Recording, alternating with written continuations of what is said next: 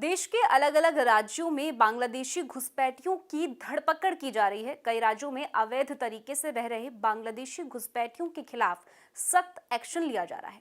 अब महाराष्ट्र से 13 और बांग्लादेशी नागरिकों को गिरफ्तार किया गया है। ये सभी अवैध तरीके से भारतीय सीमा को पार कर पश्चिम बंगाल के रास्ते देश में घुस गए थे। ये पूरी खबर क्या है, इन आरोपियों को कैसे पकड़ा गया और पूरे देश भर में बांग्लादेशियों की धरपकड़ का मोदी सरकार का प्लान ऑपरेशन बांग्लादेश क्या है, सब बताएंगे आपको इस वीडियो में। लेकिन उससे पहले आप आईओन भारत को सब्सक्राइब कर लीजिए। स्वागत है आपका, मेरा नाम तान्या अधिकारी है। महाराष्ट्र में पूरी सख्ती से बांग्लादेशी घुसपैठियों के खिलाफ एक्शन लिया जा रहा है।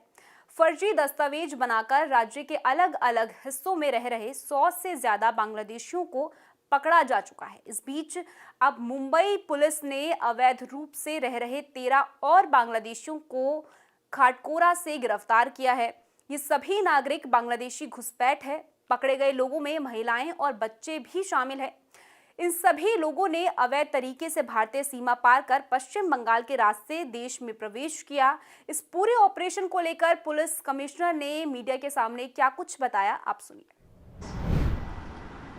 घाटकोपर पुलिस थाने के अंदर भीमनगर जंक्शन में दिनांक 10 दिसंबर को एक बांग्लादेशी नागरिक को हमने अरेस्ट किया था। उसके ऊपर केस दाखिल हुआ था।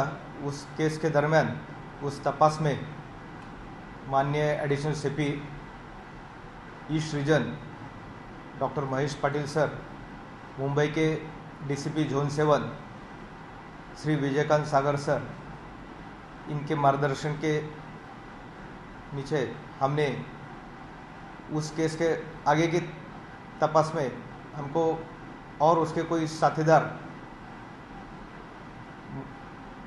नाला सोपारा और कोई जगह रहते हैं ऐसी जानकारी मिली। उस विषय में बांग्लादेशी अवैध घुसखोर नागरिकों के ऊपर कार्रवाई करने के माननीय सीपी सर, माननीय स्पेशल सीपी सर, माननीय जॉइंट सीपी सर, इनके सख्त आदेश थे।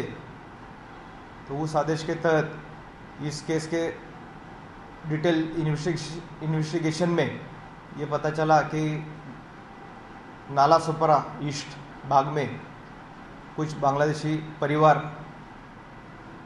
गैर कानूनी तरीके से भारत में आए हैं और रह रहे।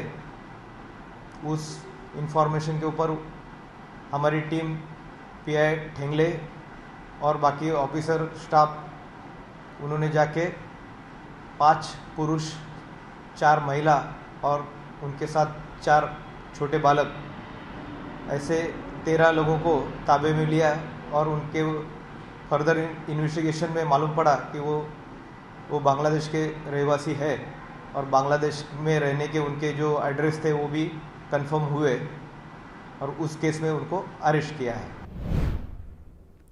दरअसल देश भर के कई राज्यों में इस वक्त बांग्लादेशी घुसपैठियों के खिलाफ सर्च ऑपरेशन चलाया जा रहा है। कईयों को गिरफ्तार किया गया है। दिल्ली में भी अवैध बांग्लादेशी घुसपैठियों को लेकर एक्शन लिया जा रहा है। दक्षिण पश्चिमी दिल्ली में सर्च ऑपरेशन चलाया जा रहा है।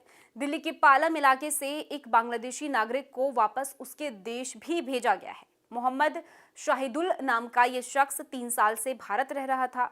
इतना ही नहीं, 2024 तक अवैध तरीके से दिल्ली में रह रहे दूसरे देशों के 132 नागरिकों को डिपोर्ट किया जा चुका है। इसमें Uzbekistan, Senegal, Dhaka, Uganda, Nigeria, Ivory Coast और गिनी के देश शामिल हैं। तमिलनाडु में भी 7 बांग्लादेशी घुसपैठियों को गिरफ्तार किया गया है। ये वहां पर अवैध रूप से रह रहे थे। बताया गया है कि ये सभी वहां इरोड में मौजूद फैक्ट्री में मजदूरी का काम करते थे। फिलहाल इन लोगों के पास जरूरी दस्तावेज न होने की वजह से इन्हें पुलिस कस्टडी में रखा गया है।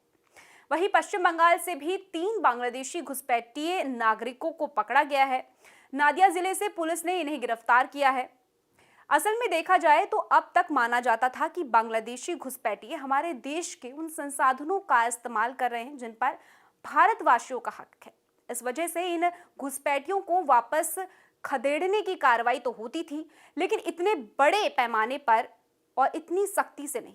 लेकिन बांग्लादेश में मोहम्मद यूनिस की अगुवाई में नई सरकार बनने के बाद से बांग्लादेश और भारत के बीच लगातार टकराव के हालात बने हुए हैं। बांग्लादेश की नई सरकार की तरफ से लगातार भारत विरोधी बयानबाजियां हो रही है। वहां की हिंदू आबादी को टारगेट किया जा रहा है, उनके ऊपर हमले हो रहे हैं। ऐसे में अब मोदी सरकार भी एक्शन मोड में है। भारत में अवैध तौर पर रहने वाले बांग्लादेशी घुसपैठियों को चुन चुन कर दबोचा जा रहा है। ईस्ट वेस्ट नॉर्थ साउथ देश के हर हिस्से से इस वक्त बांग्लादेशी नागरिकों के खिलाफ अभियान चलाया जा रहा है। संदेश साफ है, एक भी बांग्लादेशी अवैध रूप से भारत नहीं रह पाएगा। इस पूरी खबर को लेकर आपकी क्या कुछ राय है, कमेंट सेक्शन में जरूर बताइएगा। बाकी देश और दुनिया की ऐसी खबरों के लिए आप देखते रहिए आईऑन भारत।